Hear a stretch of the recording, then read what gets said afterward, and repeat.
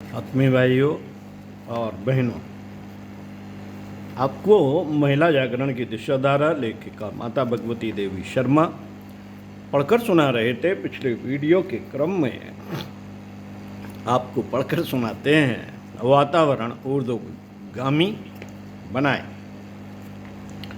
कुटुंब खड़ा बड़ा हो या छोटा, उसकी शोभा सफलता इस बात में है कि सुव्यवस्था एवं सुसंस्कारता को उसमें कितना प्रश्रय मिल रहा है और गुण कर्म स्वभाव की विभूत क्षमता वहाँ किस कदर बढ़ रही है। इस प्रयोजन में गरीबी या व्यस्तता बाधक नहीं, कठिनाई एक ही रहती है कि घर के लोगों को शरीर सुख ही ध्यान रहता है। घर के लोगों को केवल शरीर सुख ही ध्यान रहता है। उनके दृष्टिकोण एवं भावना स्तर को ऊंचा उठाने की आवश्यकता अनुभव नहीं की जाती और न उसके लिए कुछ प्रयत्न ही किया जाता है। दूरदर्शी गृहपति अपने परिवार के लिए आर्थिक साधन जुटाते रहना ही अपने कर्तव्य की इतश्री नहीं कर लेते, रहने में ही अपनी कर्तव्य इतश्री नहीं कर लेते, वरन पूरी सतर्कता और गंभीरता के साथ यह अनुभव करते हैं कि इन आत्मीय जनों का चिंतन एवं स्वभाव की दृष्टि से भी सुसंस्कार बनाया जाए। जहाँ यह मान्यता काम कर रही होगी और उसके लिए प्रयत्न चल रहे होंगे, वहाँ सुसंस्कारता बढ़ेगी और उसकी बहुमूल्य फसल से घर के लोग यथा समय लाभान्वित होंगे। परिवार के प्रति मोह ममता तो सभी रखते हैं मित्रों, परिवार के प्रति मोह ममता तो सभी रखते हैं, पर जहां यह दूरदर्शी आकांक्षा जग रही होगी, समझना चाहिए कि परिवार के प्रति उत्तरदायित्व निभाने की बात यहीं बन पड़ रही है।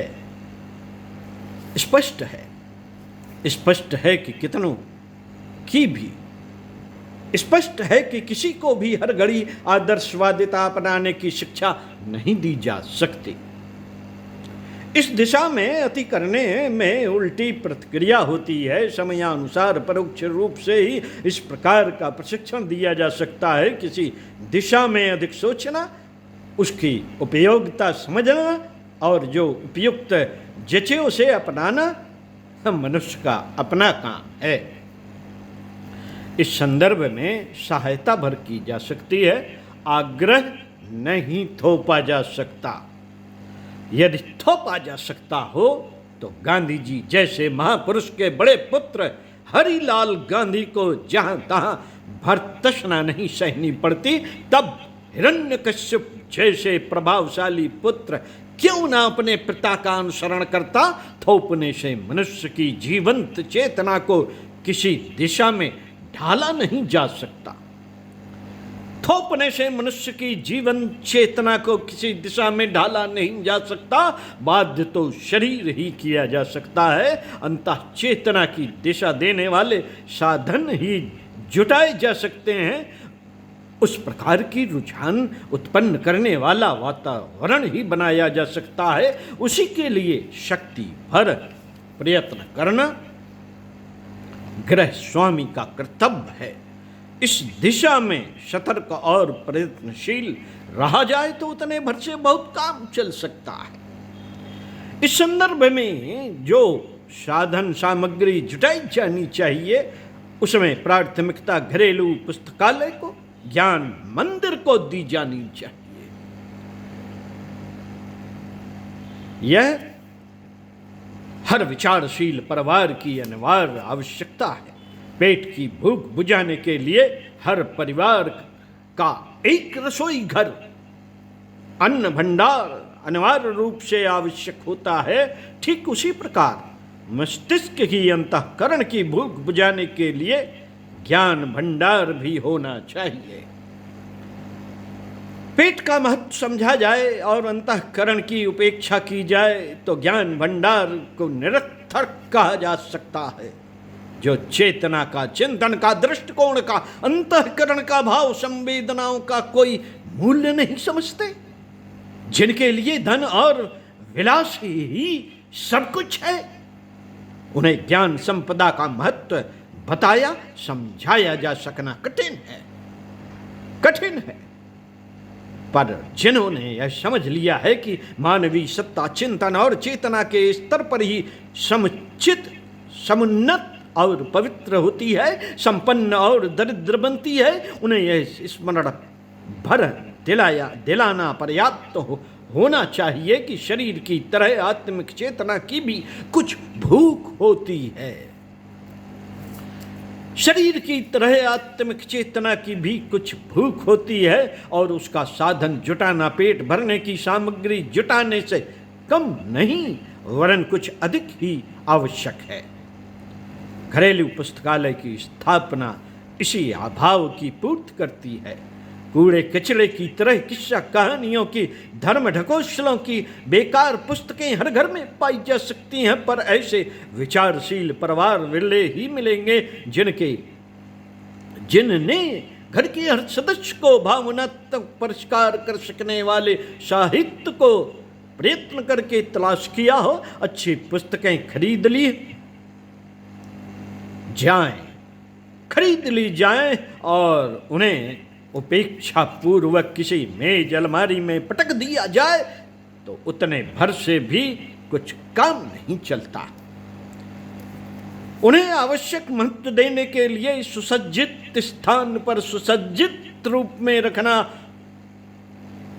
उनका महत्व समझना और स्नेह दुलार के साथ पढ़ने या सुनने के लिए सहमत करना भी एक बड़ा काम है। विश्व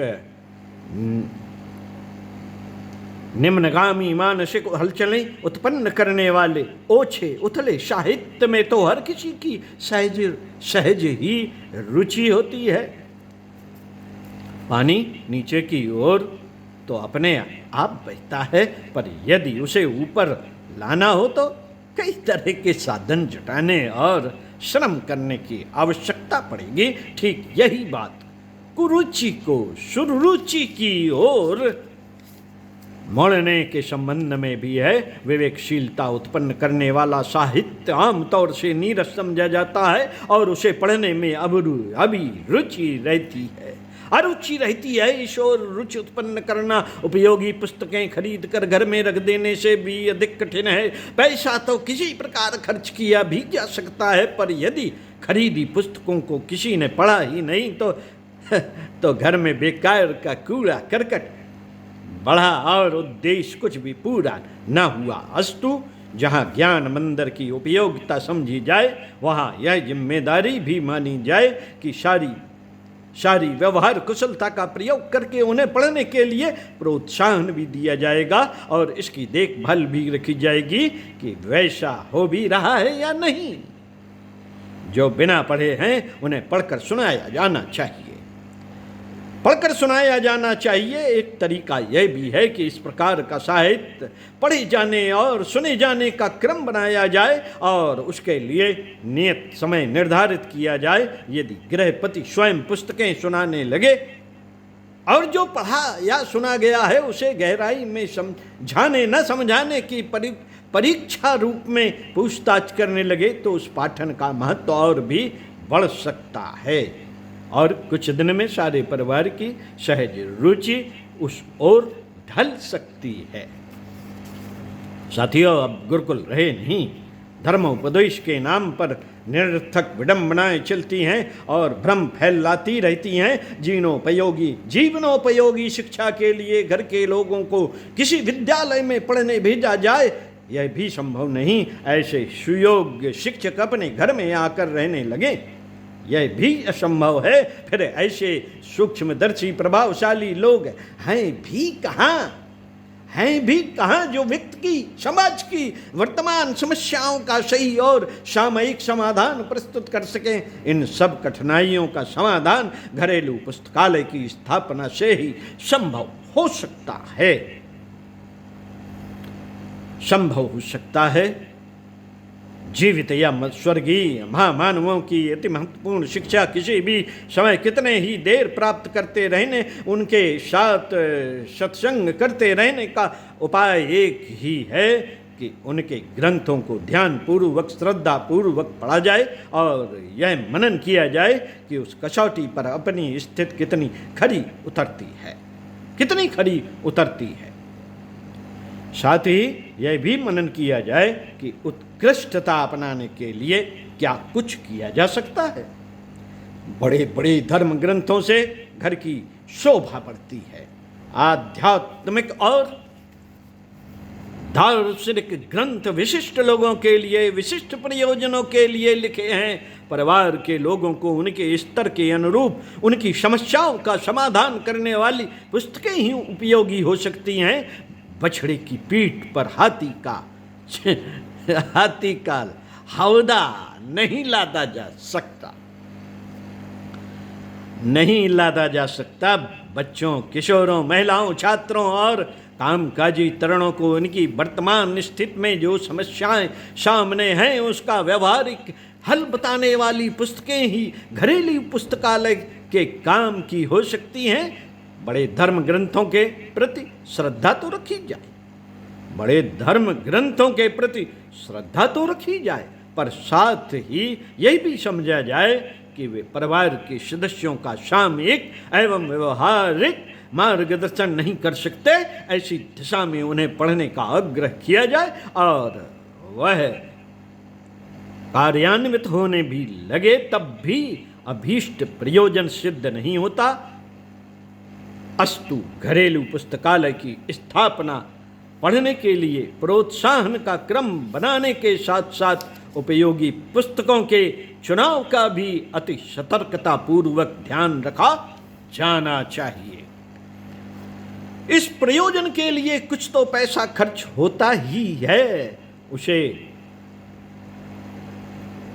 अन्न, शाक, दूध, दवा, कपड़ा, साबुन, इस तरह का अनिवार्य रूप से आवश्यक दैनिक खर्च मानकर ही चलना चाहिए। कभी उत्साह, कभी उपेक्षा का उतार चढ़ाव उसमें नहीं चलना चाहिए। यह दैनिक और अनिवार्य खर्च हैं, यह दैनिक और अनिवार्य खर्च हैं। इनको स्मरण रखने और आदत को अंग बनाने के लिए यह विधि अपनाई जानी चाहिए कि घर के किसी पवित्र स्थान पर, पूजा स्थल पर ज्ञान घट स्थापित किया जाए और इस मद को जितना महत्व दिया गया उतना वैसा उस पेटी में नियमित रूप से डाला जाए।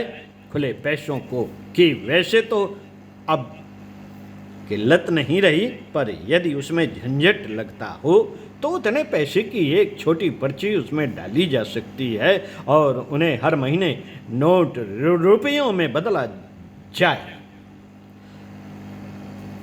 इस राशि से हर महीने एक कई महीनों का पैसा इकट्ठा करके एक साथ कई नई पुस्तकें खरीदी जा सकती हैं। आरंभिक स्थापना के अवसर पर कुछ अधिक खर्च हो सकता है। इसके लिए अलग से एक सुंदर कपाट बन सकता हो और उस पर ज्ञान मंदिर का छोटा बोर्ड लग सकता हो, तो घर में आने वाले अन्य लोगों को भी इसकी उपयोगिता समझने का अवसर एवं प्रोत्साहन मिल सकता है। आरंभ में कुछ अधिक पुस्तकें खरीदने से ही तो यह स्थापना संभव होगी। इसलिए उसे रेडियो, टेलीविजन, जेवर, सिलाई की मशीन, बिजली का पंखा जैसी उपयोगी वस्तुएं खरीदने की तरह ही आवश्यक कार्य मानकर साहस पूर्वक कुछ राशि खर्च कर देनी चाहिए। मोहल्ले का, गांव का पुस्तकालय स्थापित करना भी इस प्रयोजन की पूर्ति का एक महत्वपूर्ण अंग है। उसके लिए भी उतना ही उत्साह, त्याग एवं प्रयत्न करना आवश्यक है जितना कि घरेलू पुस्तकालय के लिए। मित्रों, इस सामूहिक पुस्तकालय से तो मांगकर भी अपने परिवार की आवश्यकता पूरी की जा सकती है। जैसी भी स्थिति हो उसके अनुरूप परिवार में सद्गान की, अभिरुचि की आवश्यकता पूरी की जानी चाहिए। परिजनों को कुछ मंडूक नहीं रहने देना चाहिए। जीवन की, समाज की समस्याओं से अपरिचित रहना ऐसी भूल है जिसके कारण कभी कभी ऐसी ठोकरें खानी पड़ती हैं जो आदमी को चित्त पट करके रख दे। अवकाश के समय में समाचारों तथा कथा से संस्मरणों के माध्यम से उपयोगी जानकारी बढ़ाने का कार्य हर सद्गृहस्थ के हाथ में लेना चाहिए। रूखे, नीरस और निर्देशात्मक उपदेशों को प्रायः व्यंग, उपहास एवं अवज्ञा में धकेल दिया जाता है। कथा कहानी के माध्यम से घुमा फिरा कर शिक्षा दी जाए और उसमें मनोरंजन, आकर्षण भी रहता है और परोक्ष रूप से दी गई शिक्षा का चित्त पर प्रभाव भी पड़ता है। अखबारों में से ऐसे समाचार चुने जा सकते हैं जो जीवन विकास में, लोक व्यवहार में उचित मार्गदर्शन कर सके। पंचतंत्र और हितोपदेश नामक संस्कृत के कथा ग्रंथों में उद्दंड राजकुमारों को सुयोग्य बना दिया गया था। सुयोग्य बना दिया गया था उद्दंड राजकुमारों को कथा प्रसंगों से।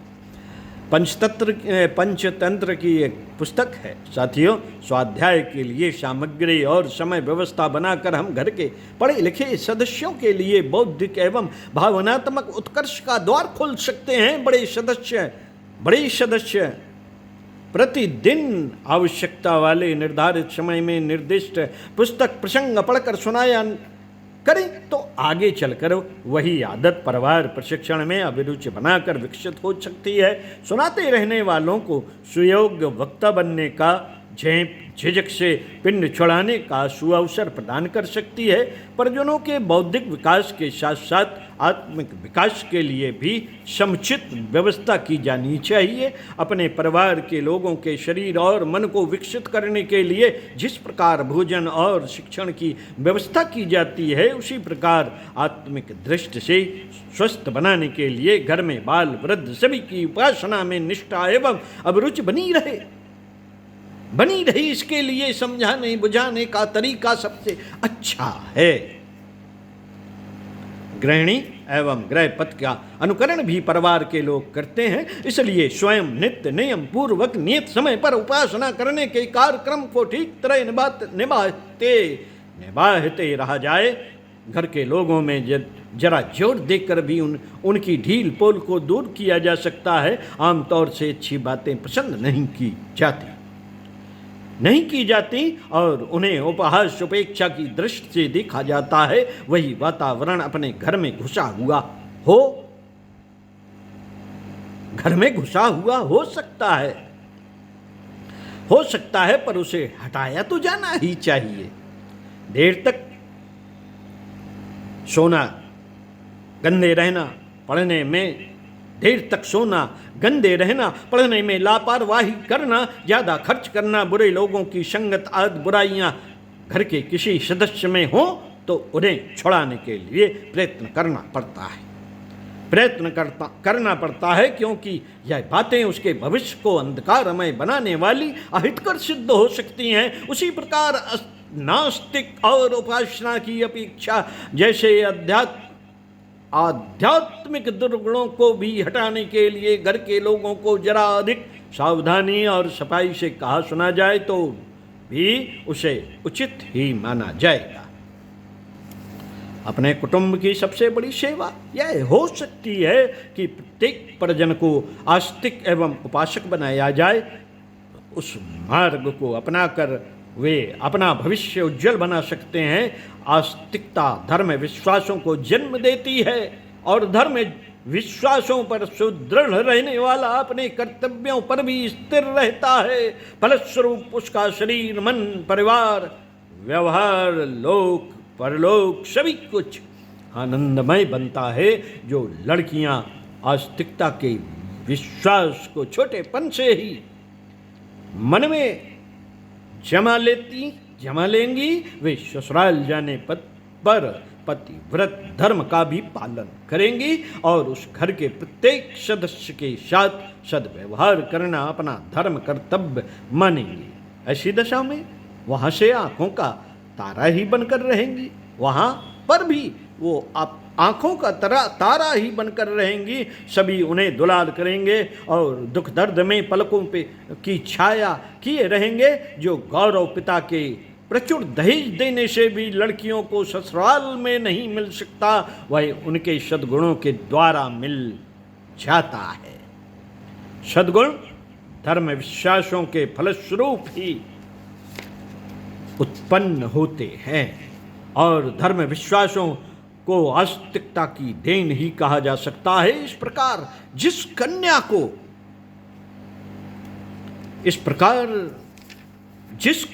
को उनके माता पिता ने आस्तिकता की उपासना की शिक्षा दी, उन्होंने उनका भविष्य अंधकारमय बनाने के लिए सबसे बड़ी संपत्ति वसीयत कर दी। इसके विपरीत जिन लड़कियों को उच्छृंखलता, नास्तिकता, विलासता और असहिष्णुता के वातावरण में पलने दिया गया, वे जहां कहीं भी रहेंगी नरक उत्पन्न करेंगी, उसमें स्वयं भी जलेंगी और सारे परिवार को जलाती रहेंगी। ऐसी आदतों की अभ्यस्त लड़कियों का अहित उन अभिभावकों ने ही किया होता है जिन्होंने बचपन में उन्हें धार्मिक मान्यताओं से, पूजा उपासना से वंचित रखा है। संभव है ऐसी उन्होंने प्यार वश किया हो, पर वस्तुतः वह परिणाम में शत्रुता की समान ही अहितकर सिद्ध होता है। यही बात लड़कों के बारे में भी लागू होती है। यदि धर्म विश्वास तथा संस्कारों का प्रभाव बचपन से ही मन पर धारण कर सकें तो माता पिता, भाई बहन, स्त्री पुत्र, स्वजन संबंधी सभी के प्रति अपना कर्तव्य पालन करेंगे। ऐसी दशा में स्वभावतः उनका परिवार स्वर्ग बना रहेगा, स्वभाव और स्वास्थ्य अच्छा रहेगा, यश और सम्मान की कमी ना रहेगी। सज्जनता जहां रहती है वहां दीनता और दरिद्रता के रहने की भी कोई आशंका नहीं रहती।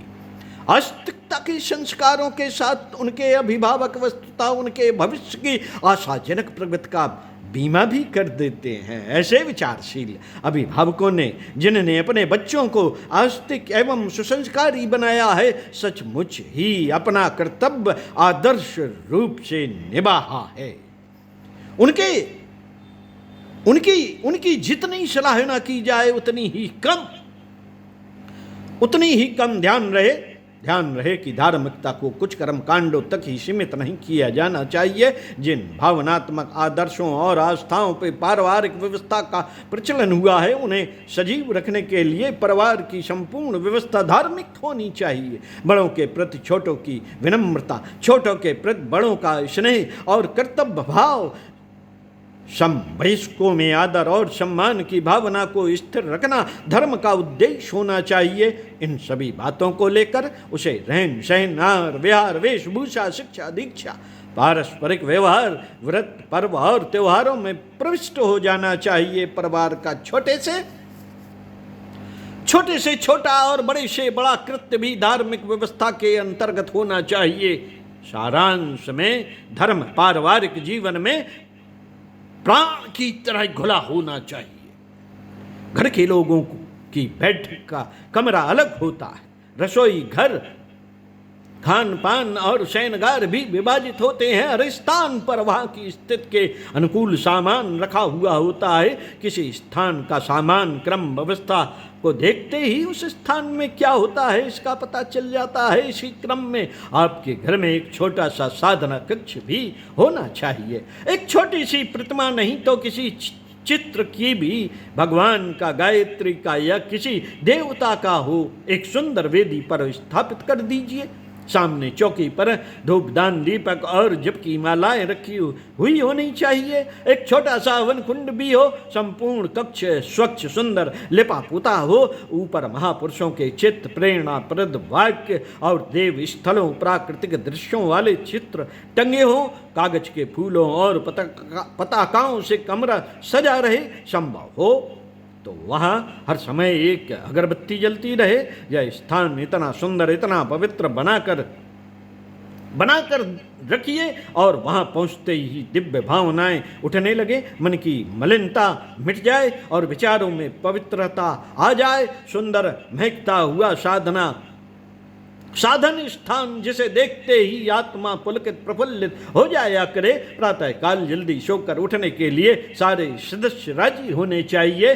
स्नान शौच आदि से निवृत्त होकर सामूहिक प्रार्थना को पति पत्नी साथ साथ या क्रम बनाकर घर का प्रत्येक सदस्य उस साधन स्थल में प्रवेश करे और परमात्मा की उपासना करे। आज का दिन एक परिपूर्ण जीवन है, यह मानकर परमात्मा से सच्चाई, ईमानदारी और नेक निष्ठा की ओर प्रेरित रखने के लिए बल्कि मांग की जाए। भावना के अनुसार धूप दीप अक्षत रोली आदि से देव प्रतिमा का अभिषेक किया जाए। प्रातः काल का नाश्ता सदस्य इसी स्थान के प्रसाद रूप में ग्रहण करें तो वह और भी मंगलदायक हो सकता है।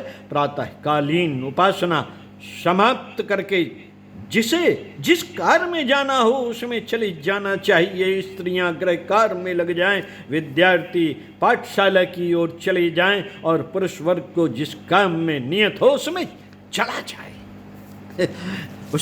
जाए। परिवार में हर सदस्य को भगवान का स्मरण और नमन करने की आदत होनी चाहिए, चाहे उसके लिए 2 मिनट का ही समय लगे, पर करना अवश्य चाहिए। आस्तिकता के साथ अनेक श्रेष्ठ मान्यताएं जुड़ी रहती हैं। सुसंस्कृत व्यक्तित्व विकसित करने की दृष्टि से दैनिक जीवन में आस्तिकता का परिपुष्ट बनाने वाली उपासना के लिए कुछ न कुछ स्थान होना ही चाहिए। दैनिक कार्य आरंभ करने से पूर्व पूजा स्थल पर जाकर अभिवादन करके कम से कम 5 गायत्री मंत्र मन ही मन जप करके तब आगे बढ़ा जाए। इसमें स्नान आदि का बंधन नहीं है। बच्चे स्कूल जाते समय, स्त्रियां चूल्हा जलाते समय, पुरुष दफ्तर दुकान पर जाते समय यह नमन अभिनंदन चित्र के सामने खड़े होकर कर सकते हैं। इसमें 2 मिनट का समय लगता है। नियमित परंपरा को अनिवार्य बनाए रखने की दृष्टि से इतना थोड़ा समय भी कम महत्वपूर्ण नहीं है। उससे आस्तिकता के संस्कार जमते और बढ़ते हैं। इसका परिणाम दृष्टिकोण में उच्च स्तरीय आदर्शों को समाविष्ट रहने का लाभ मिलता है। सायंकाल सामूहिक रूप से आरती करने की, संगीत सहगान की परंपरा ढाली जाए तो एक उत्साह एवं सद्भाव संवर्धन वातावरण बनता है। इस सद्भाव एवं सद्भावनाओं के जागरण के लिए जिस परिवार में सत साहित्य के पठन पाठन एवं उपासना आदि का जीवंत क्रम चल पड़े, समझना चाहिए उस परिवार में श्रेष्ठ प्रवृत्तियां सतत बढ़ती फलती फूलती रहेंगी। ओम शांति। साथियों, अगले वीडियो में आपको पढ़कर सुनाएंगे महिला सम्मेलनों की रूपरेखा। आइए सुनते हैं अगले वीडियो में। ओम शांति।